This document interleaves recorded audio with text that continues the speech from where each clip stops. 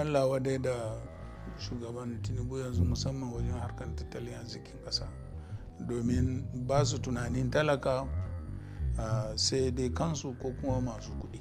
Wasu na ganin cewa la'akari da halin da ake ciki da ƙorafe-ƙorafe da kuma kai ma burinka na ganin cewa nan gaba Allah ya cika ma ka zama shugaban ƙasar Najeriya. A baya lokacin Obasanjo ka samu dama amma baka karba ba, ka taɓa yin nadama? Lokacin gwamnoni sun fito sun ce ba mu son Obasanjo, kai ka tsaya, na ce ba haka ake ba, tilas mu ba shi yancin shi ya gama shekarun shi 8 ya tafi, don kada a ce muna nuna bambanci ko wani abu. Yanzu kana ganin zaka samu haɗin kai daga jam'iyyar ku ta haɗaka ka yi nasara nan gaba? Me zai hana idan sun ga na dace? Idan yau ka zama shugaban ƙasa, menene abu na farko da za ka yi? Zan tabbatar da zaman lafiya musamman a arewacin Najeriya, sannan kuma da farfaro arzikin ƙasa musamman mutanenmu.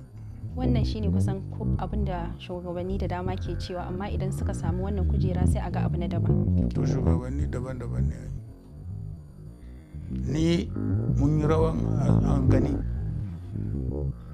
tunda da muka karba kuma muka tabbatar da Najeriya ta zamanto ita ce na ɗaya a Afirka. Ai mun yi rawan an gani, ba wai ba gani ba. To yanzu me zaka ce wa matasan Najeriya?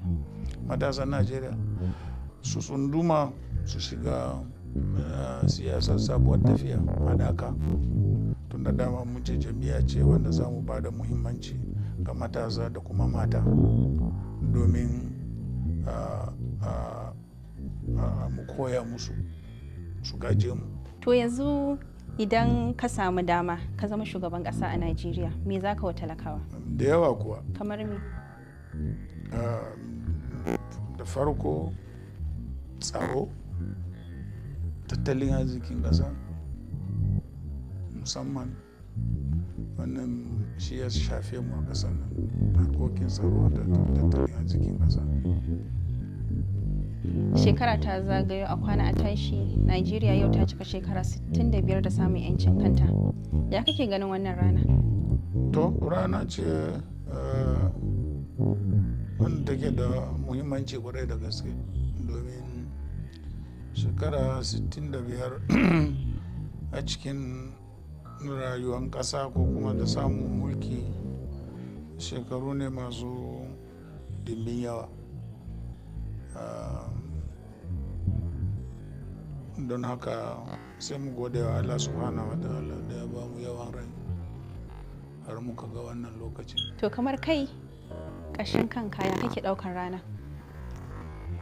To ni a gaskiya lokacin ko na wajen shekara 9 ne ko kuma ma ba ni cikin Najeriya aka samu yancin kai. Daga baya ne of course da aka yi plebiscite, muka zaɓi zama cikin Najeriya, ko dama cikin ta muke.